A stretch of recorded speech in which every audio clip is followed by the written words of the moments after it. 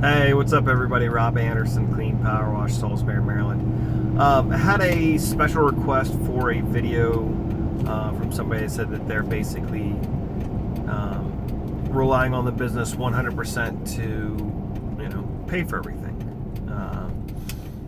So it basically sounded like, between the business not being as busy as it is, as he needs it to be, and, you got bills. He's struggling, with creating some margin to be able to grow the business.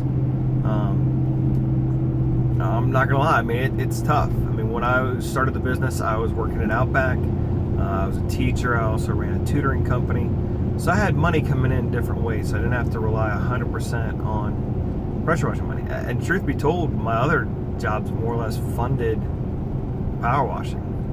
That's the only way that I was able to afford some of the equipment that I did.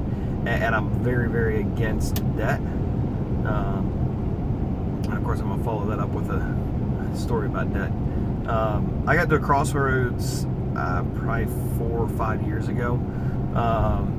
Had one of my machines go down, or actually, I guess really it was probably the only machine I had. Unloader started blowing up hoses. I ended up renting a machine to finish a job, and I was kind of like, well, do I just call it quits? Ended up buying a Simpson power washer from Sam's Club. I should have bought the DeWalt instead. I paid it off within the next 3 or 4 jobs, mainly because, again, I had separate income to help me with that. But I mean, I was definitely feeding the business more than it was feeding me.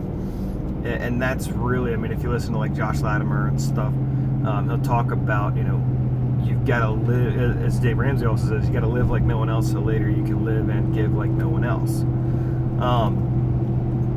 All that being said, I mean, one, it comes down to, you've got to do your marketing methods to get your name out there however you can. If you don't have money for paid marketing, then you've got time for all the free stuff. You gotta, do what you can.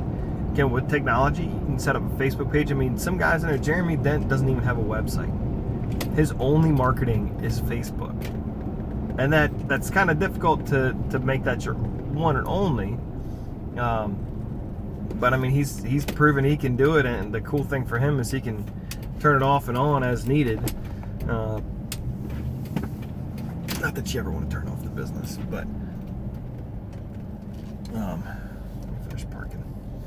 Anyways, my biggest thing I would say too is to figure out a way to pull $10 or $25 or whatever off of every job and set that aside. I mean, at the end of the day, if you aren't pricing your jobs appropriately to make at least $25 profit above and beyond what you need to eat, you gotta up your prices. But do that for a little bit. Keep setting aside a little bit extra money. Set aside $25 from the next 4 jobs you get.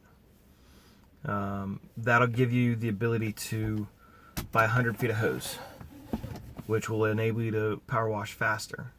Once you got your 100 feet of hose, buy another 50 or another 100 feet. Or you can even buy 50 the first time and 100 the second time. Whatever it takes to get you taking that step up. I would use whatever machine you've got, get hose.